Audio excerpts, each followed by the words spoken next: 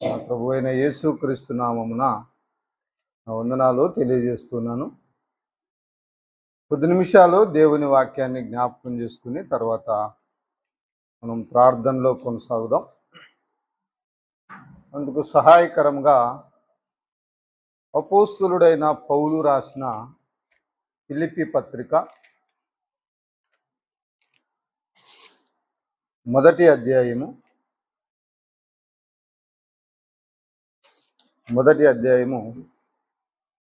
3 నుంచి 11 వచనాలు ఉన్నాయి.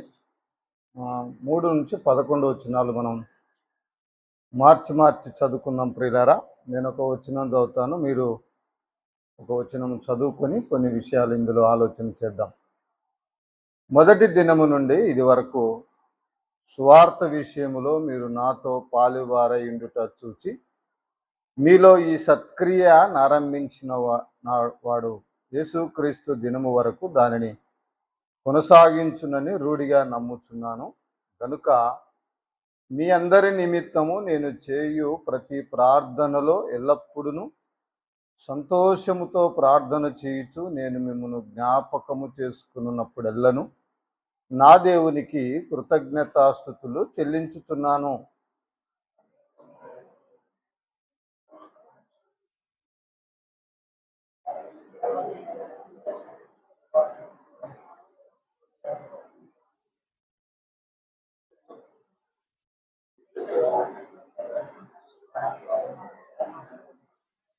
క్రీస్తు యేసు యొక్క దయారసమును బట్టి మీ అందరి మీద నేనెంత ఆపేక్ష కలిగి ఉన్నానో దేవుడే నాకు సాక్షి.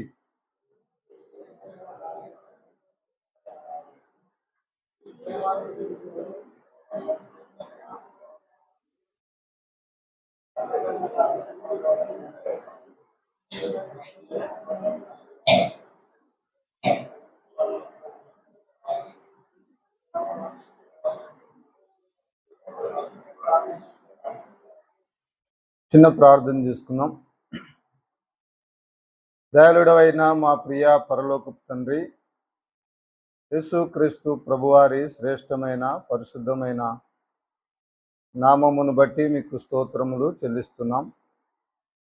మా జీవిత యాత్రలో మరొక దినాన్ని బహుమానంగా మీరిచ్చి ఉదయకాలము తండ్రి మీ పాద సన్నిధిలో కూర్చొని మీ నామముని ఇంతవరకు సంకీర్తనం చేయటానికి మీరిచ్చిన భాగ్యమును బట్టి స్తుతిస్తూ ఉన్నాం. ఇదిగోనైనా కొద్ది నిమిషాలనైనా మరి మీ సన్నిధిలో మా ప్రార్థన అవసరతలు కుమరించబోతూ ఉండగా మా హృదయాలను సిద్ధపరచమని ప్రార్థన చేస్తూ ఉన్నాం. ఇంకా రావాల్సిన మా ప్రియులను మీరు నడిపించమని కొద్ది నిమిషాలు మా ప్రభువ మీ లేఖనముల వైపు మేము చూస్తూ ఉన్నాం. మీ లేఖనాలు మీ జ్ఞానము మాకు దయచేయండి. నిలిచిన నేను బలహీనుడను నిష్ప్రయోజకుడను కనుక ఈ లేఖనముల ద్వారా మీరు మాతో మాట్లాడి మాకు క్షేమము దయచేయమని యేసుక్రీస్తు వారి పుణ్యనామమున స్తుతించి ప్రార్థించి అడిగి వేడుకుంటున్నాము తండ్రి, ఆమెన్. ప్రభునందు ప్రియులారా, మనం చదువుకున్నటువంటి ఫిలిప్పీ పత్రికలో అపోస్తులుడైనటువంటి పౌలు గారు సంఘాన్ని గురించి చేసినటువంటి ప్రార్థన ఈ వచనాల్లో మనం గమనిస్తాం. పౌలు రాసినటువంటి పత్రికలను పండితులు 6 భాగాలుగా విభజన చేశారు. అందులో మొదటి పత్రిక రోమా పత్రికను సువార్త పత్రిక అన్నారు. రెండవ భాగంగా కొరింథీయులకు రాసిన మొదటి పత్రిక, రెండవ పత్రిక, గలతీయులకు రాసినటువంటి పత్రికలను సంఘములోని లోపములను దిద్దే పత్రికలు అని పేరు పెట్టారు. లోపములను దిద్దు పత్రికలు అని ఆ 3 పత్రికలకు పేరు పెట్టారు. ఆ తర్వాత ఎఫెసీ పత్రిక, ఫిలిప్పీ పత్రిక, కొలస్సై పత్రికలకు విశ్వాసికి ప్రభు అయిన యేసుక్రీస్తుకు ఉండాల్సినటువంటి సంబంధం, ఆ విషయాల గురించి వ్రాయబడినటువంటి పత్రికలు అని పేరు పెట్టారు. అందులో ఎఫెసీ పత్రికలో విశ్వాసి యొక్క స్థిరత, విశ్వాసి ఎలా స్థిరంగా ఉండాలో రాశారని చెప్పారు. ఫిలిప్పీ పత్రికలో ఒక విశ్వాసి ప్రభు అయిన యేసు క్రీస్తు వారికి ఎలా విధేయుడుగా ఉండాలో, అంటే విధేయుడుగా ఉండాల్సినటువంటి విధానము ఫిలిప్పీ పత్రికలో ఉందని చెప్పారు. కొలసై పత్రికలో ప్రభు అయిన యేసు క్రీస్తు వారి యొక్క దైవత్వాన్ని గురించి రాశారని పేరు పెట్టారు పిల్లలు. ఆ తర్వాత తెసలోనికలకు రాసిన మొదటి పత్రిక, రెండవ పత్రికలకు కలిపి రాకడ పత్రికలు, ప్రభు రాకడ పత్రికలు అని ఆ పత్రికలకు వారు పేరు పెట్టారు. ఆ తర్వాత తిమోతికి రాసిన మొదటి పత్రిక, రెండవ పత్రిక, తీతు పత్రిక, ఫిలోమోను పత్రిక, ఈ 4 పత్రికలకు కాపరి పత్రికలు అని పేరు పెట్టారు. చివరిగా హెబ్రీయులకు రాసినటువంటి పత్రికలో ప్రభు అయిన యేసు క్రీస్తు వారి యొక్క శ్రేష్టతను గురించి రాయబడినటువంటి పత్రిక అని పేర్లు పెట్టారు. ఇలాగూ పౌలు రాసినటువంటి పత్రికలు పేర్లు పెట్టారు. అందులో ఆయన చెరలో ఉండి రాసినటువంటి పత్రికలు ఉన్నాయి. అంటే జైల్లో ఉండి, చెరసాలలో ఉండి రాసినటువంటి పత్రికలు కూడా ఉన్నాయి. అందులో ఫిలిప్పీలకు రాసినటువంటి పత్రిక ఆయన రోము చెరసాలలో ఉండి బంధింపబడినప్పుడు రాసినటువంటి పత్రిక ఈ ఫిలిప్పీలకు రాసినటువంటి పత్రిక. ఈ ఫిలిప్పీ పత్రికను చూస్తేనే ఎవరు రాశారని మనకు పైన పేరు కనపడుతుంది. అపోస్తలుడైనటువంటి పౌలు ఈ పత్రికను రాశాడని మనం చూస్తూ ఉన్నాం. ఎప్పుడు రాశారు అంటే క్రీస్తు శకము 62లో రోమా మొదటి చెరలో ఉన్నప్పుడు ఆయన ఈ పత్రిక రాశాడని మనం గమనించవచ్చు. ఎందుకంటే 12వ వచనములో నా బంధకములు, నా శ్రమలు అనే మాట అక్కడ మనం చూస్తాం. నాకు సంభవించినవి బంధకములు ప్రభులకే, సువార్త ప్రబలుటకే ఈ బంధకములు విస్తరించినవి అనేటటువంటి మాటను మనం చూస్తాం. ఎవరి ద్వారా ఈ పత్రికను పంపించాడని మనం చూస్తే ఎపఫ్రొదీతు వలన ఈ పత్రికను ఫిలిప్పీ సంఘానికి ఆయన పంపించినట్లుగా మనం చూస్తాం ప్రియులారా. సో ఈ పత్రికను ప్రారంభంలో అపోస్తులుడైన పౌలు ఏం చెప్తున్నాడంటే, నేను దాసుడను అని చెప్తున్నాడు ఆయన. నేను అపోస్తులుడను అని అధికారంగా ఆయన చెప్పడం లేదు, కానీ క్రీస్తు యేసుకు నేను దాసుడను, మేము దాసులమని ఆయన తనను తిమోతిని కలుపుకొని చెప్తూ ఉన్నాడు. వయసు రీత్యా వారిద్దరికి చాలా తేడా ఉంది. పౌలు వృద్ధుడు, పౌలు వయసు పెరిగినటువంటి వాడు, తిమోతి యవనస్తుడు. సో యవనస్తుడైనటువంటి తిమోతిని కలుపుకొని ఆయన పరిచర్య చేస్తున్నట్లుగా మనం గమనిస్తూ ఉన్నాం. అట్లయితే యవనస్తులు, పెద్దలు, అంటే వయసు రీత్యా పెద్దలైనటువంటి వారు కూడా కలిసి పరిచర్య చేసేటటువంటి విధానం ఉందని మనము గమనిస్తూ ఉన్నాం. తిమోతిని ఆయన ఎంతగా సంబోధించాడో, నా నా సహోదరుడు అన్నాడు, నా కుమారుడు అన్నాడు, నాకు ప్రియుడు అన్నాడు, చివరికి దైవజనుడా అన్నాడు తిమోతిని. సో పిల్లోడని లేదా వయసు తక్కువ వాడని ఈ అబ్బాయితో ఏంలే అన్నట్టుగా పౌలు గారి ప్రవర్తన లేదు ప్రియులారా. సో ఆ తిమోతిని అంతగా ఆయన పరిచర్యలో వాడుకున్నట్లుగా మనం చూస్తాం. పౌలు తిమోతి ఇద్దరు పరిచర్యను మనం ఇక్కడ గమనిస్తూ ఉన్నాం. అయితే ఇక్కడ ఫిలిప్పీ సంఘం, ఈ ఫిలిప్పీలకు సంఘము, ఈ ఫిలిప్పీ ప్రాంతము, ఇక్కడ సంఘం ఎలా ఏర్పడింది అనే దాని గురించి చాలా ఉపోద్ఘాతమే ఉంది. కానీ ఇప్పుడు మనకు బైబిల్ స్టడీ కాదు, వాక్య ధ్యానం కాదు, కాబట్టి ప్రార్థన గురించే మన కాన్సన్ట్రేషన్ కనుక 1-2 మాటలు చూస్తే మనం ఏంటంటే, ఈ ఫిలిప్పీ ప్రాంతం కూడా మాసిదోనియా ప్రాంతానికి చెందినటువంటిది.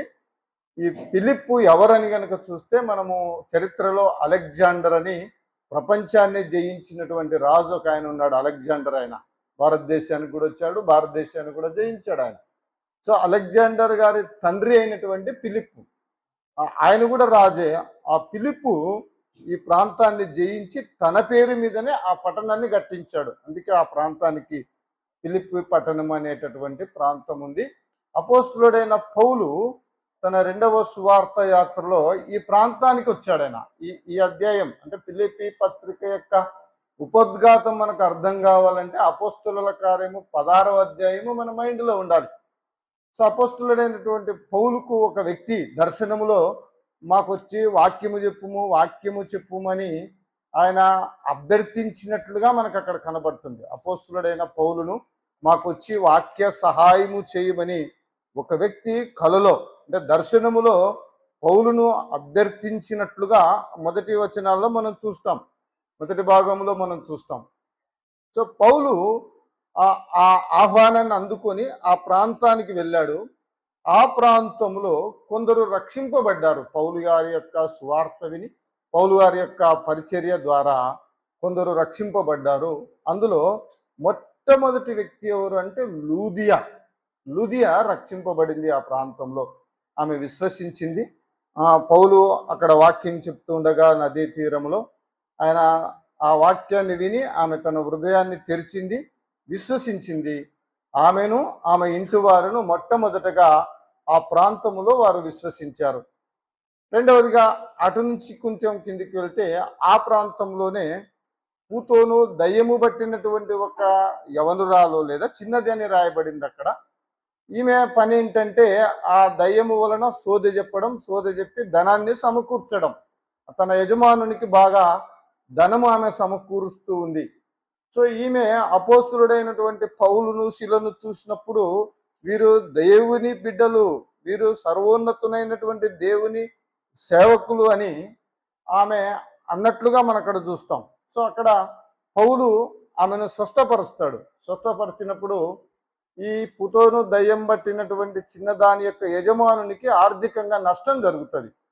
సో నష్టం జరిగినప్పుడు ఆయన కోపపడి బాధపడి వారందరూ పౌలును విపరీతంగా కొడతారు. బెత్తాలతో కొట్టి మా ఆదాయం పోయిందని పౌలును బాగా శిక్షిస్తారు. ఆయనని ఈడ్చేస్తారు, బయటికి ఈడ్చేసినట్లుగా మనం చూస్తాం. ఆ తర్వాత ఆమె కూడా రక్షింపబడినట్లుగా మనం గమనిస్తాం. తర్వాత పౌలును బాగా కొట్టి వారు చెరసాలలో వేస్తారు.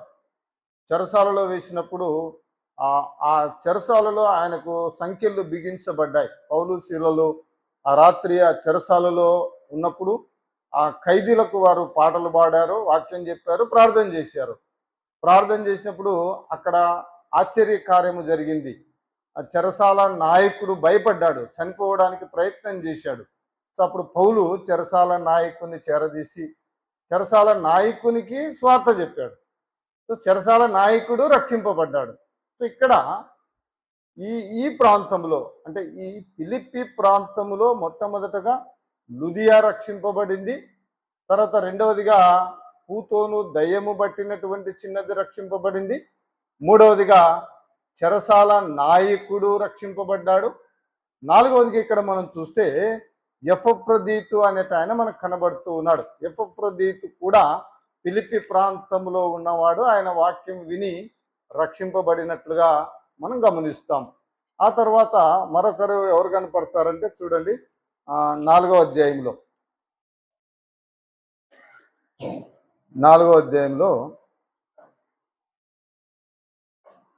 2వ వచనములో ప్రభువునందు ఏక మనస్సు గలవార ఇండుడని యువోదియను సుంటికేసును బతిమాలు కొనుచున్నాను. యువోదియ సుంటికేసు అనేటటువంటి సోదరులు కూడా మనకు కనబడుతూ ఉన్నారు. వారు కూడా ఈ ప్రాంతానికి చెందినటువంటి వారు కూడా రక్షింపబడ్డారు ప్రియుల. సో ఇక్కడ మనం నేర్చుకునేటటువంటి పాఠం ఏంటంటే సంఘములో లూదియా ఉంది, చెరసాల నాయకుడు ఉన్నాడు, యువోదియ ఉన్నాడు, సుంటికే ఉన్నారు, తర్వాత ఎపఫ్రొదీతు ఉన్నారు, పూతోను దయ్యము విడిపించబడినటువంటి స్త్రీ కూడా మనకు కనబడుతుంది. వీరందరినీ మనం గమనించినప్పుడు వీరు ఒక్కొక్కరు ఒక్కొక్క విధానానికి చెందినటువంటి వారు. అంటే వారి బాధ్యతలు, వారి వృత్తిరీత్యా వారు వేరు వారు. లూదియానేమో ఆమె ఒక బిజినెస్ ఉమెన్గా మనకు కనబడుతుంది. అంటే ఆమె ఊదారంగు పొడి అమ్ము తుయతైర పట్టణస్థురాలని మనం చూస్తాం. అంటే ఆమె వ్యాపారము చేసేటటువంటి ఆమె. రెండవదిగా చెరసాల నాయకుడు అంటే ఒక ప్రభుత్వ ఉద్యోగి. ఆయన చెరసాల నాయకుడు, ప్రభుత్వ ఉద్యోగిగా మనం చూస్తూ ఉన్నాం. సో చెరసాల నాయకుడు ఉన్నాడు. తర్వాత యువోదియా సుంటికేసు మామూలు ప్రజలుగా వారు పరిచర్య చేసేవారుగా మనకు కనబడుతున్నారు. సో అయితే ప్రియులారా, సంఘములో అన్ని రకాలైనటువంటి ప్రజలు ఉంటారని మనం గమనించాలి. సంఘం అంటే ఏదో ఒక జాతికి చెందింది, ఒక కులానికి చెందింది, ఒక ప్రాంతానికి చెందినది కాదు.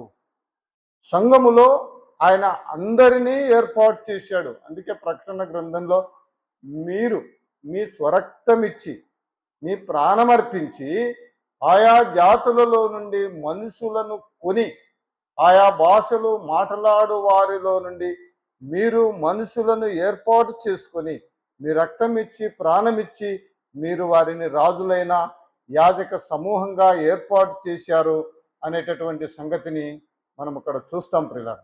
సో ఇక్కడ లుదియానేమో వ్యాపారం చేసేటటువంటి ఆమె, చెరసాల నాయకుడేమో ప్రభుత్వ ఉద్యోగి, ఎఫ్రదీతు పరిచారం చేసేటటువంటి ఒక పరిచారకుడు, యూనికేస్ సుంటికేసు అనేటటువంటి వారు కూడా పరిచర్య చేసేటటువంటి సామాన్య ప్రజలు. సో సంఘములో వారు ఏ స్థితిలో ఉన్నా, వారు అధికారులైనా వారు సామాన్యులైనా అందరూ సంఘములో అనే ఆయన శరీరములో అవయవములు అని మనము నేర్చుకుంటూ ఉన్నాం. సో ఈ ప్రాంతంలో ఈ నలుగురు ప్రారంభంలో సంఘము ప్రారంభించటానికి కారకులు వీరే. అందుకే పౌలు ఏం రాస్తున్నట్టే, మొదటి దినము నుండి ఇది వరకు స్వార్థ విషయములో మీరు నాతో పాలివారయుండుట చూచి మీలో ఈ సత్క్రియ ఆరంభించిన వాడు యేసుక్రీస్తు దినము వరకు దానిని కొనసాగించాలి అన్నాడు. సో ఆ సత్క్రియ ప్రారంభించిన రోజు నుంచి ఎంతవరకు ఉండాలి ఆ క్రియ? ప్రభు అయిన యేసుక్రీస్తు వచ్చేంత వరకు ఆ క్రియను మీరు కొనసాగించాలి. ఓ ఫిలిప్పీ సంఘస్థులారా, మీలో ప్రారంభించిన ఈ సత్క్రియ ప్రభు అయిన యేసుక్రీస్తు వచ్చేంత వరకు, ఆ దినము వరకు మీరు దానిని కొనసాగించాలన్నట్లుగా మనం అక్కడ గమనిస్తూ ఉన్నాం. అట్లయితే ప్రియులారా, సంఘములో హోదాలు బట్టి, భౌతిక సంబంధమైన స్టేటస్ను బట్టి తేడాలు ఉండవచ్చు, కానీ సంఘములో అందరూ ఉండాలని ఈ వాక్య భాగాన్ని బట్టి మనము జ్ఞాపకము చేయబడుతున్నాం. ఫిలిప్పీ పత్రికలో అపోస్తులుడైనటువంటి పౌలు ఎక్కువగా దేనిని జ్ఞాపకం చేశాడంటే, ఆయన ప్రార్థనను ఎక్కువగా జ్ఞాపకం చేశాడు. ప్రార్థన మనకు ఏం తెలియజేస్తుందంటే, ఒక వ్యక్తి భూమి మీద ప్రభు అయిన యేసుక్రీస్తుకు మహిమ తెచ్చేవాడుగా ఉండాలి అంటే అతడు ప్రార్థనాపరుడై ఉండాలి. రెండవది, ఒక వ్యక్తి తన ఆత్మీయ స్థితికి కొలమానం ఏంటి అంటే ప్రార్థనే. ఇతడు ప్రార్థనాపరుడు గనుకనే ఆత్మీయ స్థితిలో ఉండగలడు. సో ప్రార్థన లేకుండా ఆత్మీయ స్థితిలోకి ఉండడం అనేది చాలా కష్టం. రెండవది, ప్రార్థన మనకి ఏం కలుగజేస్తుందంటే హృదయంలో నెమ్మది కలుగజేస్తుంది, హృదయంలో సంతోషాన్ని కలుగజేస్తుంది, ఆందోళనను మనకు దూరం చేస్తుంది ప్రియుల. సో మనకు ఏదైనా ఆరోగ్య సమస్య ఉంది, ఆర్థిక సమస్య ఉంది, ఈ సమస్యను ప్రభువుతో చెప్పుకున్నప్పుడు, ప్రార్థన అంటే ప్రభువుకు చెప్పుకోవడం, ప్రభువుకు మన సమస్యలు వినవించుకోవడం. సో ప్రభువుకు మనము చెప్పుకున్నప్పుడు మన హృదయంలో నెమ్మది దొరుకుతుంది. ఒకవేళ మన సమస్యల గురించి వాళ్ళకి చెప్తే అది ఇంకా ఎక్కువ అయ్యే ప్రమాదమే ఎక్కువ ఉంది, కానీ ప్రభువుకు చెప్తే మన సమస్య తగ్గే అవకాశం ఉంది. కాబట్టి ప్రార్థన ఒక వ్యక్తి భూమి మీద ప్రభువు మహిమ పరచబడుటకు ఒక కార్యంగా మనకు కనబడుతుంది. ప్రార్థన మన ఆత్మీయ స్థితికి కొలమానంగా కనబడుతుంది. ప్రార్థన మన హృదయంలో నెమ్మది కలగజేసేదిగా మనం చూస్తాం. అపోస్తులుడైనటువంటి పౌలు ఈ 4 అధ్యాయాల్లో 4 సంగతులను మనకు జ్ఞాపకం చేస్తాడు.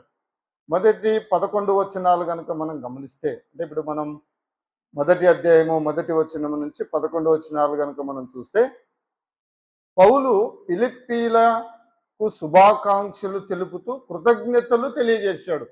అసలు ఈ పత్రిక శుభవచనముతో ప్రారంభమవుతుంది, శుభాకాంక్షలతో ముగించబడింది. మీరు చివరి వచనాలు కనుక చూస్తే ఆ శుభాకాంక్షలతో ముగించబడినట్లుగా, శుభములతో ప్రారంభమైంది, శుభవచనాలతో ఈ పత్రిక ముగించబడినట్లుగా మనం చూస్తాం. రెండవదిగా పౌలు ఈ పత్రికలో ఏం జ్ఞాపకం చేస్తున్నాడంటే, ఒక దైవ సేవకుడు ప్రభు అయిన యేసు క్రీస్తు వారి కొరకు ఎలా జీవించాలి. ఈ విషయం ఎక్కడుందంటే, మొదటి అధ్యాయము 12వ వచనము నుండి 2వ అధ్యాయము 18వ వచనం వరకు ఒక దైవ సేవకుడు ప్రభు అయిన యేసు క్రీస్తు వారి కొరకు ఎలా జీవించాలి అనే సంగతులు స్పష్టంగా మనకు అర్థమయ్యేటటువంటి భాషలో రాయబడ్డాయి. మూడవదిగా పౌలు ఫిలిప్పీలను ధైర్యపరుస్తూ ఉన్నాడు. ఈ మాటలు ఎక్కడున్నాయంటే 2వ అధ్యాయము 19వ వచనము నుంచి 4వ అధ్యాయము 9వ వచనం వరకు. ఎందుకు వారిని ధైర్యపరుస్తున్నాడంటే, వాస్తవానికి ఈ పత్రిక రాసేటప్పటికి పౌలు గారు చెరసాలలో ఉన్నాడు, బంధింపబడ్డాడు, ఆయన అనేక శ్రమలు అనుభవిస్తూ ఉన్నాడు, బాధల్లో ఉన్నాడు. సో ఆయనకు వచ్చినటువంటి శ్రమలను బట్టి, ఆయన పడుతున్నటువంటి బాధలను బట్టి ఫిలిప్పీ సంఘస్థులు చెదిరిపోతారేమో, భయపడతారేమో, వారు అధైర్యపడి వెనకడుగు వేస్తారేమని వారిని ఆయన ధైర్యపరిచినట్లుగా మనం ఇక్కడ గమనిస్తాం. చివరిగా 4వ అధ్యాయం 10వ వచనం నుంచి మనం చూస్తే ఆయన శుభాకాంక్షలు చివరి మాటలు మనం చూస్తాం. ఇది పౌలు తన పత్రికలు రాసేటటువంటి విధానం. మొదట శుభాకాంక్షలు చెప్తాడు, అభినందిస్తాడు, కృతజ్ఞత తెలియజేస్తాడు. రెండవది ఎలా జీవించాలో చెప్తాడు. మూడవది మీరు ఎలా ధైర్యంగా ఉండాలో, ఈ సమస్యలు మీరు ఎలా ఎదుర్కోవాలో తెలియజేస్తాడు. చివరిలో వారు చేసినటువంటి పనులను బట్టి వారిని అభినందిస్తూ ముగింపు చేస్తాడు. ఇది పౌలు పత్రికల యొక్క విధానం ప్రియులరా. సో ఇక్కడ పౌలు గారు ఫిలిప్పీ సంఘము పట్ల ఆయన ఎలాంటి అనుభవం లేదా ఆయన ఎలాంటి భావన కలిగి ఉన్నాడనేది మనకి ఇక్కడ ప్రాముఖ్యమైనటువంటి సంగతి ప్రియులరా. సో ఫిలిప్పీ సంఘాన్ని గురించి పౌలు ఎలా భావిస్తూ ఉన్నాడు, ఎలాంటి భావన ఫిలిప్పీ సంఘము పట్ల పౌలు కలిగి ఉన్నాడు కనుక మనం చూస్తే ఆయన ఏం మాట్లాడుతున్నాడు చూడండి. అక్కడ మొదటి దినము నుండి ఇది వరకు సువార్త విషయములో మీరు నాతో పాలువారయుండుట చూచి మీలో ఈ సత్క్రియ ఆరంభించిన వాడు యేసు క్రీస్తు దినము వరకు దానిని కొనసాగించునని రూఢిగా నమ్ముచున్నాను అన్న తర్వాత పౌలు ఈ ఫిలిప్పీ సంఘాన్ని బట్టి దేవునికి కృతజ్ఞతలు చెల్లిస్తూ ఉన్నాడు. అంటే ఫిలిప్పీ సంఘము ఉండేటటువంటి విధానము, వారు నడుచుకున్నటువంటి విధానం, వాస్తవానికి ఫిలిప్పీ సంఘస్థులు కూడా మాసిదోనియా ప్రాంతానికి చెందిన వారే, వీళ్ళు కూడా బీద వాళ్ళే. బీదలైనటువంటి వీళ్ళు అపోస్తులుడైనటువంటి పౌలుకు కానుకలు పంపించారు వారు. ఆ కానుకలైన పుచ్చుకున్నప్పుడు చెప్పాడు, ఇవి నాకు ప్రీతికరంగా ఉన్నాయి, ఇవి సువాసనకరంగా ఉన్నాయి. సో ఈ ఫిలిప్పీ సంఘస్థులను బట్టి పౌలు దేవునికి కృతజ్ఞతలు చెల్లిస్తూ ఉన్నాడు. అట్లయితే ప్రియులరా, ఉదయకాలము నువ్వుండే సంఘాన్ని బట్టి, మొట్టమొదటిగా నీకు కలిగినటువంటి స్థితిని బట్టి ప్రభువుకు కృతజ్ఞతలు చెల్లించేవాడవుగా ఉండాలి. నీ సంఘాన్ని బట్టి నువ్వు ప్రభువుకు కృతజ్ఞతాస్తుతులు చెల్లించేవాడంగా ఉండాలి.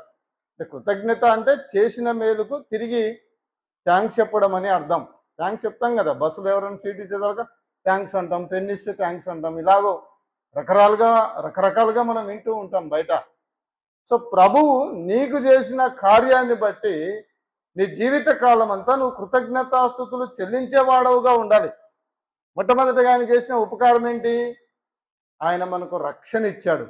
ఉచితం ఈ రక్షణ, మనం ఎలా చెల్లించలేదు. అందుకే పేతురు రాశాడు, వెండి బంగారముల వంటి క్షయ వస్తువుల చేత మీరు విమోచింపబడలేదు, గొర్రెపిల్ల వంటి క్రీస్తు రక్తము చేత మీరు విమోచింపబడ్డారు. మునుపు మీరు చీకటి, మునుపు మీరు అంధకారం, మీరు చీకటిలో ఉన్నవారు, అంధకారములో ఉన్నవారు, దైవోగ్రతకు పాత్రులు, నిత్య నరకాగ్నికి పాత్రులైనటువంటి మిమ్ములను ఆయన ప్రేమించి రక్షించి తన రక్తంతో కడిగి ఉచితంగా పరలోకానికి వారసులుగా చేశాడు. ఈ విషయంలో మనం ఏం కలిగి ఉండాలి?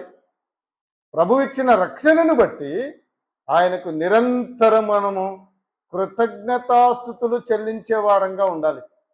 పౌలు ఆ ఫిలిప్పీ సంఘస్థులు మారిన విధానాన్ని బట్టి దేవునికి స్థుతులు చెల్లించాడు. సో కృతజ్ఞత కలిగి ఉండడం అనేది ప్రభుకి ఇష్టమైనటువంటి కార్యం. దైవ గ్రంథంలో కొందరిని మనం చూస్తే కృతజ్ఞత లేని వారు కనపడతారు, కొందరు కృతజ్ఞత కలిగి స్తుతించిన వారు మనకు కనపడతారు. లూకాసు వార్తలో మనం ఎరుగుదాం కదా, 10 మంది కుష్ఠరోగులు ప్రభు దగ్గరకు వచ్చారు. 10 మందిని ఆయన బాగు చేశాడు. వెళ్తుండగానే వారు బాగైపోయారు. 10 మంది బాగైపోతే ప్రభు దగ్గరికి ఎంతమంది వచ్చారు? తిరిగి ఒకడు మాత్రమే వచ్చాడు. ఒకడే వచ్చి ప్రభువుకు థ్యాంక్స్ చెప్పాడు, కృతజ్ఞతలు చెప్పాడు.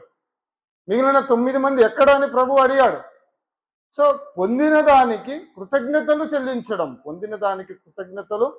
చెల్లించడం. పాత నిబంధనలో మనం చూస్తాం ఒక వ్యక్తి గురించి, నాబాలు అనే వ్యక్తి మనకు కనబడతాడు. నాబాలు అంటే ఆయన మూర్ఖుడు, ఆయన స్వభావము తెలియజేసేటటువంటి విధానం.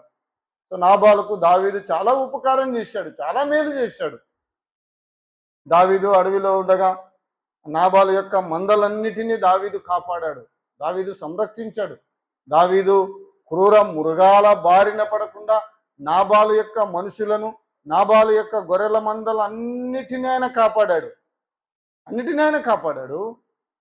అయితే ఒకానొక దినాన దావీదు ఆకలిగొని ఉండగా, దావీదు తన మనసులో ఆకలిగొని ఉండగా నాబాలు విందు చేస్తుండగా నాబాలు దగ్గరికి పంపించాడు. అయ్యా, మేము అడవిలో నీ మందలు కాపాడాం, నీ మందలకు నష్టం కలగకుండా మేము చేశాం, అయితే మేము ఆకలితో ఉన్నాము, మాకు కొంచెం ఆహారం ఇమ్మంటే నాబాలు ఏమన్నాడు చెప్పండి? దావీదేవుడు అన్నాడా లేదా? మీరు చదవాల బైబిల్ బాగా. దావీదేవుడు యజమాని విడిచిపెట్టి తిరిగేతలు చాలామంది ఉన్నారు.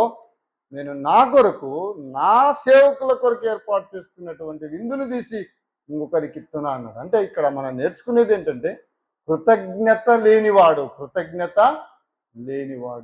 అపోస్తులుడైన పౌలు ఈ ఫిలిప్పీ సంఘము పట్ల ఆయన దేవునికి కృతజ్ఞతాస్తుతులు చెల్లిస్తూ ఉన్నాడు. ప్రియులారా, కృతజ్ఞతాస్తుతులు చెల్లించేవాడుగా ఉన్నాడు. ఒకటి, మన వ్యక్తిగత జీవితంలో మనకిచ్చిన రక్షణను బట్టి ప్రభువును మనము స్తుతించాలి.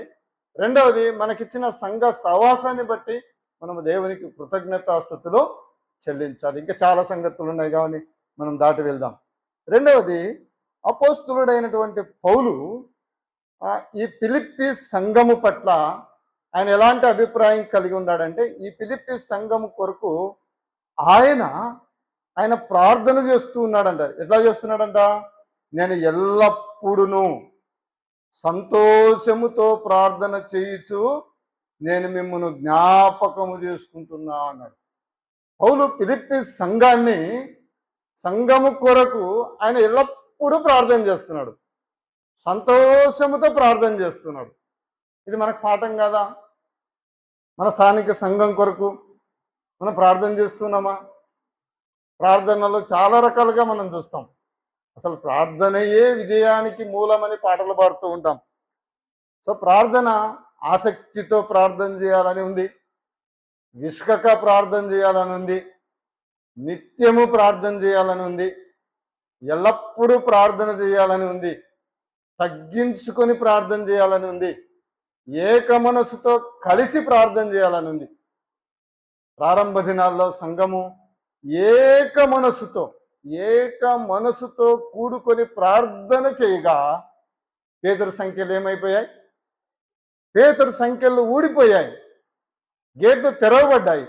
పేతురు నడుచుకుంటూ మారు పేరు గల యోహాను ఇంటికి వచ్చినట్లుగా మనం చూస్తాం.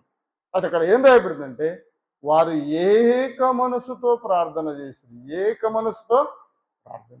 ఇక్కడ మనం ఎందుకు ఫెయిల్యూర్ అవుతున్నాము, ఆశ్చర్యకార్యాలు ఎందుకు చూడలేకపోతున్నామంటే ప్రార్థనలో మనకు ఏక మనసు లేదు, ఏక మనసుతో ప్రార్థన చేయలేకపోతున్నాం. ప్రియ, ఒక వ్యక్తి ప్రార్థన చేస్తుంటే ఇంకొక వ్యక్తి ఆలోచనలు వేరుగా ఉంటున్నాయి.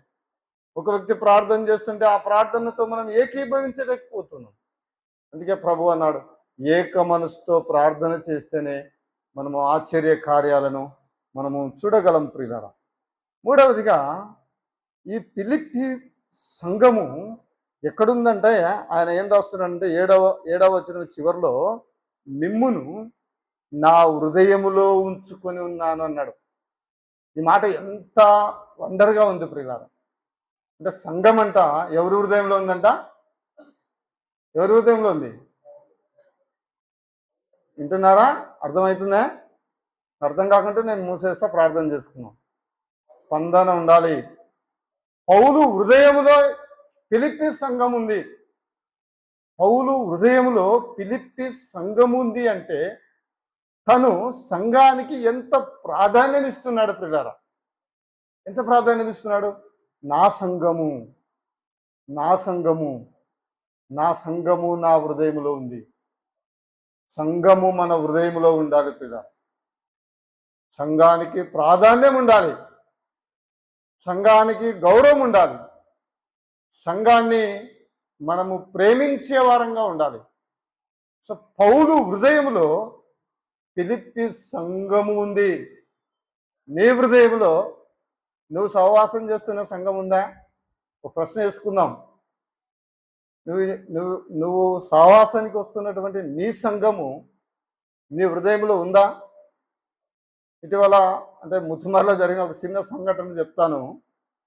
ఒక ఆయన పెళ్లి చేశాడు.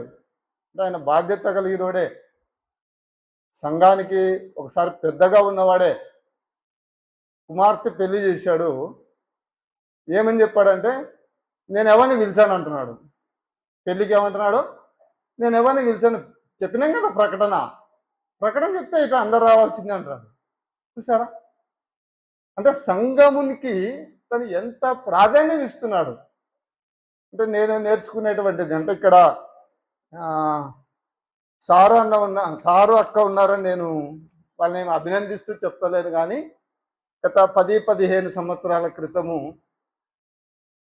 తాడిపత్రికి మనం పరిచర్యకు పోతే 5 మంది పోయినా, 10 మంది పోయినా, 20 మంది పోయినా అందరినీ ఒకే రకంగా డీల్ చేసేవారు. వాళ్ళు ఒకే రకంగా, ఒకే భోజనపు బల్ల దగ్గర అందరికి ఒకే రకమైన భోజనం, అందరినీ ఒకే రకంగా ట్రీట్మెంట్ చేసేవారు. అది అత్తుకోయింది అప్పుడు. అంటే ఇప్పుడంటే రామకృష్ణరాజు ఆధ్వర్యంలో ఉంది కానీ మందలో తినొస్తున్నాం, కానీ అంతకు ముందైతే ఎంతమంది పోయినా వారి భోజనపు బల్ల దగ్గర వారు పరిచర్య చేసేవారు. సోదరి రూత్ అయితేమి, అమ్మగారు అయితేమి, అంతకు ముందు నుంచి కూడా వారు భోజనపు బల్ల దగ్గర సంఘస్థులకు పరిచర్య చేసేవారు. అప్పుడే ఆ 10-15 సంవత్సరాలప్పుడే ఆ సత్క్రియ నా మనసుకు నచ్చింది. అప్పటి నుంచి నేను ముచ్చుమరి సంఘంలో దీన్ని ఇంప్లిమెంట్ చేశా. ఎవరన్నా రాని, ఎంత పెద్ద సేవకులు వచ్చినా లక్ష్మీనగర్ నుంచి వచ్చినటువంటి సంఘస్థులను ప్రత్యేకంగానే చూసుకోవాలి. మేం చేసే సంఘ సహవాసము మాకు ముఖ్యం. వారికి ప్రత్యేకమైన భోజనం ఏర్పాటు చేయడం, ప్రత్యేకమైన సిట్టింగ్ ఏర్పాటు చేయడం, ప్రత్యేకంగా గౌరవించడం. ఇది ఎక్కడ నేర్చుకున్నా అంటే తాడిపత్రులు నేర్చుకున్నా. సో ఈనాడు సంఘానికి ప్రాధాన్యత లేదు. తెలిసినా వచ్చరాను లేకుండా అనే స్థితి మంచిది కాదు ప్రియ. సో అపోస్తులైనటువంటి పౌలు ఆ ఫిలిప్పి సంఘాన్ని ఎక్కడ ఉంచుకున్నాడంట? నా హృదయములో ఉంది. ఈ ఉదయకాలం నీకు నాకు ప్రశ్న, నీవు నేను సహవాసం చేస్తున్నటువంటి సంఘము నీ హృదయంలో ఉందా? హృదయంలో ఉందా? అందుకే పౌలు ఆ సంఘాన్ని గురించి ఏమని ప్రార్థన చేస్తున్నాడో కొన్ని వచనాలు మాత్రమే నేను జ్ఞాపకం చేస్తాను ప్రియులారా. ఒకటి చూడండి, ఆయన ఏం చెప్తున్నాడంటే, మొట్టమొదటి చూడండి ఆ ఫిలిప్పి సంఘం వాళ్ళు ఎలా ఉండాలని ఆయన ప్రార్థన చేస్తున్నాడో మనం చూస్తే 9వ వచనం, మీరు శ్రేష్టమైన కార్యములను వివేచింపగలవారుగా మీరు ఉండాలి. ఒకటి, శ్రేష్టమైన కార్యములను మీరు వివేచింపగలిగిన వారుగా ఉండాలని ఆయన ప్రార్థన చేశాడు. రెండవది, మీరు అనుభవ జ్ఞానము కలిగిన వారుగా ఉండాలి అని కింద వచనంలో ఉంది. మీరు అనుభవ జ్ఞానము కలిగిన వారుగా ఉండాలి. ఓ ఫిలిప్పి సంఘస్థులారా, మీరు శ్రేష్టమైన కార్యములను మీరు వివేచింపాలి. రెండవది, మీరు అనుభవ జ్ఞానము కలిగిన వారుగా ఉండాలి. మీ ప్రేమ తెలివితో ఉండాలి, వివేకముతో ఉండాలి. మీ ప్రేమ తెలివిగా వివేకంగా ఉండాలి. మీరు అనుభవ జ్ఞానము కలిగిన వారుగా ఉండాలి. మూడవది, మీరు అంతకంతకు అభివృద్ధి పొందుతూ ఉండాలి. మీరు అంతకంతకు అభివృద్ధి పొందాలని ప్రార్థన చేస్తారు. నాలుగవది, మీరు నీతి ఫలములతో నిండుకోవాలని ప్రార్థన చేశాడు. మీరు నీతి ఫలములతో నిండుకోవాలి. ఐదవది, మీరు నిష్కపటులుగా ఉండాలని ప్రార్థన చేశాడు. ఆరవది, మీరు నిర్దోషులుగా ఉండాలని ప్రార్థన చేశాడు. ఇది పౌలు ఫిలిప్పీ సంఘం గురించి ఆయన చేస్తున్నటువంటి ప్రార్థన. ఒకటి, మీరు శ్రేష్టమైన కార్యములను వివేచించగలిగిన వారుగా ఉండాలి. రెండు, మీరు అనుభవ జ్ఞానము కలిగిన వారుగా ఉండాలి. మూడు, మీరు అంతకంతకు అభివృద్ధి పొందుతూ ఉండాలి. నాలుగు, మీరు నీతి ఫలములు ఫలించేవారుగా ఉండాలి. ఐదు, మీరు నిష్కపటులుగా ఉండాలి. ఆరు, మీరు నిర్దోషులుగా ఉండాలి. ఈ 6 మాటలు ఉదయకాలము మన ప్రార్థనలో సంఘాన్ని గురించి మనం ఆలోచన చేయాలి. ఈ 6 మాటలు చాలా పాఠాలు మనకి ఇందులో ఉన్నాయి. అందులో ఒకటి మనం చూడండి. మొట్టమొదటిది ఏంటంటే, మీరు శ్రేష్టమైన కార్యములను వివేచించేవారుగా ఉండాలి. అసలు ఏంటివి శ్రేష్టమైనవి? శ్రేష్టమైనటువంటి ఏంటివి? శ్రేష్టమైనటువంటి మంచి ఇల్లు కట్టుకోవడం శ్రేష్టమా? మంచి ఉద్యోగం శ్రేష్టమా? మంచి భూములు శ్రేష్టమా? భౌతిక సంబంధంగా మనం ఏంటివి అంటే అన్ని పరీక్షించి మంచిది తీసుకుంటాం. మంచిదే అది భౌతిక సంబంధంగా. భూలోక సంబంధంగా మానవుడు దేన్ని శ్రేష్టం అనుకుంటాడంటే, తనకు మంచి ఉద్యోగం ఉంటే ఇది మంచిది, ఇది శ్రేష్టం అనుకుంటాడు. మంచి ఇల్లుంటే శ్రేష్టం అనుకుంటాడు. మంచి ఆస్తి ఉంటే శ్రేష్టం అనుకుంటాడు. కానీ ఆత్మీయంగా బైబిల్ ఏం చెప్తుందంటే, ఏది శ్రేష్టం అంటే, భూమి మీద భక్తులే నాకు ఇష్టం అన్నాడు ఆయన. భూమి మీద ఉండే భక్తులు నాకు ఇష్టం, వారు శ్రేష్టం. భూమి మీద ఉండేటటువంటి భక్తులు నాకు ఇష్టము అన్నాడు. కాబట్టి మీరు శ్రేష్టమైన కార్యములను మీరు వివేచింపాలి, వివేచన కలిగి ఉండాలి. మీరు ఏవి శ్రేష్టమైనవి, ఏవి శ్రేష్టం కానివి. శ్రేష్టమైనవి ఏమిటి అని మనం చూస్తే, కొలసీ పత్రిక 3వ అధ్యాయంలో చూస్తే చూడండి, ఒక మాట చదువుదాం ప్రియులారా. 3వ అధ్యాయంలో చూడండి. మీరు క్రీస్తుతో కూడా లేపబడిన వారైతే ఏమెతకాలంట? పైనున్న వాటినే వెదకుడి అన్నాడు. మీరు క్రీస్తుతో కూడా లేపబడిన వారైతే మీరు ఏమెతకాలి? ఏమున్నాయి పైన? ఆకాశం మేఘాలు ఉన్నాయా? ఏమున్నాయి పైన? ఏమున్నాయి? శ్రేష్టమైనవి ఉన్నాయి. ఆయన నీకు జీవ కిరీటం ఉంచాడు అక్కడ. ఆయన నీకు జీతం ఉంచాడు అక్కడ. ఆయన నీకు బహుమానం ఉంచాడు అక్కడ. ఉన్నాయి లేదు ఈ మాటలు? జీవ కిరీటం ఉంది నీకు అక్కడ, నీకు జీతం ఉంది, నీకు బహుమానం ఉంది అక్కడ. సో మీరు భూమి మీద మీరు శ్రేష్టమైన వాటిని వివేచింపగలిగిన వారుగా ఉండాలి. ఓ ఫిలిప్పీ సంఘస్థులారా అని ప్రార్థన చేస్తున్నాడు. ఓ ఫిలిప్పీ సంఘస్థులారా, మీరు ఏమి తిందుము, ఏమి తాగుదుము, ఏమి ధరించుకుందుము అనే వాటిని గురించి మీరు చింత కలిగి ఉండొద్దు. మీరు శ్రేష్టమైన వాటిని వివేచించండి. ఆయన మీ కొరకు కిరీటము సిద్ధం చేస్తూ ఉన్నాడు. మీ కొరకైన జీతము సిద్ధం చేస్తూ ఉన్నాడు. మీ కొరకైన బహుమానము సిద్ధం చేస్తున్నాడు. ఆయన వచ్చినప్పుడు నీకు ఏ కిరీటం ఇస్తాడో, నీకు ఏ బహుమానం ఉందో, నువ్వు ఎంత జీతము సంపాదించావో, ఇవి శ్రేష్టమైనవి. ఆ ఫిలిప్పీ సంఘస్థులు వాటిని వివేచించాలని ప్రార్థన చేస్తున్నాడు. భౌతిక సంబంధంగా ఫిలిప్పీ సంఘస్థులు ఏమి ధనవంతులు కాదు. ఫిలిప్పీ సంఘస్థులు అధికారులు కాదు, చాలా బీదవాళ్ళే వారు. ఆ బీద వాళ్లకు పౌలు ఏం జ్ఞాపకం చేస్తున్నాడంటే, మీరు శ్రేష్టమైన కార్యములను వివేచించుడి. శ్రేష్టమైన వాటిని మనము వివేచించే వారంగా ఉండాలి. రెండవది, మీరు అనుభవ జ్ఞానము కలిగి ఉండాలి. అనుభవ జ్ఞానము కలిగి ఉండాలి. ఇది చాలా క్రిటికల్ పాయింట్. ఇది జ్ఞానం కలిగి ఉండడం. మన బుధవారం చాలా చక్కటి తలంపులు మనం విన్నాం. ప్రభు వారికి ప్రశ్నలు వేశారు కొందరు. పన్ను కట్టొచ్చా, పన్ను కట్టకూడదా? కట్టాలి అంటే నువ్వు రాజుకు ధర్మశాస్త్రానికి వ్యతిరేకంగా మాట్లాడుతున్నావని ప్రభు మీద నిందలు మోపాలనేది వాళ్ళ ప్రయత్నం. సో యోహాను బాప్తీసము నమ్ముతున్నాము అంటే మీరు ఆయనను ఎందుకు నమ్మలేదని యోహానును బట్టి శిక్షించాలి అనేది వారి యొక్క దురుద్దేశం. అయితే ప్రభు అక్కడ ఎలా సమాధానం ఇచ్చాడు? వివేకముతో సమాధానం ఇచ్చాడు. వివేకం ఏంటంటే ఒక రూక దండి లేదా నాణ్యం దండి అన్నాడు. నాణ్యం వాళ్ళకే చూపించాడు. ఈ రూపం ఎవరిది అన్నాడు? కైసరివి. అయితే కైసరివి కైసరికి ఇవ్వండి, దేవునికి ఇవ్వండి.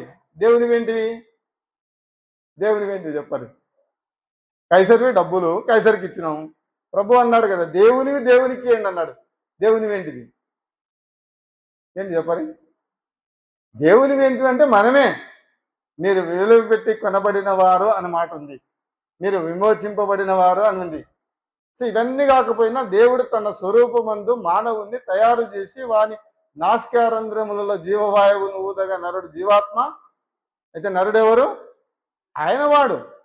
కాబట్టి ఈ రూక కైసరు అయితే కైసరికి ఇవ్వండి, దేవునికి చెల్లించంటే మనము దేవునికి సంబంధించిన వారమని అర్థం ప్రియ. సో వివేక అనుభవ జ్ఞానము కలిగి ఉండాలి. వివేక జ్ఞానము కలిగి ఉండాలి. ఈ వివేకం అనేది ఒక దైవ సేవకుడు చెప్పినటువంటి మాట. ఒక వాక్య సందర్భంలో ఆయన చెప్పినటువంటి ఉదాహరణ ఏంటంటే, ఒక ఇద్దరు కూతుర్లు ఒక ఆయనకు కలిగి ఉన్నారు. ఒక ఆయనకు ఇద్దరు కూతుర్లు కలిగి ఉన్నారంట. సో ఇద్దరు కూతుర్లు, ఒక ఆమె వ్యవసాయదారునికి ఇవ్వబడింది. వాళ్ళు వ్యవసాయం చేస్తూ వారు జీవనం చేస్తారు. ఇంకొక కూతురు కుమ్మరి పని చేసేవాడికి ఇవ్వబడింది, అంటే కుండలు తయారు చేసేవాడికి ఇవ్వబడింది.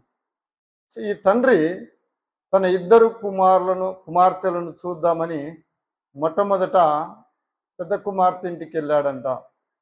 ఇల్లుకి వెళ్ళిన తర్వాత వారు విత్తనాలు వేశారు, అవి మొలకలు ఎత్తిన తర్వాత ఇంకొక వారము 10 రోజులు కనుక వర్షం పడకపోతే వారు వేసినటువంటి విత్తనాలు ఎండిపోతాయి, పంట పండదు.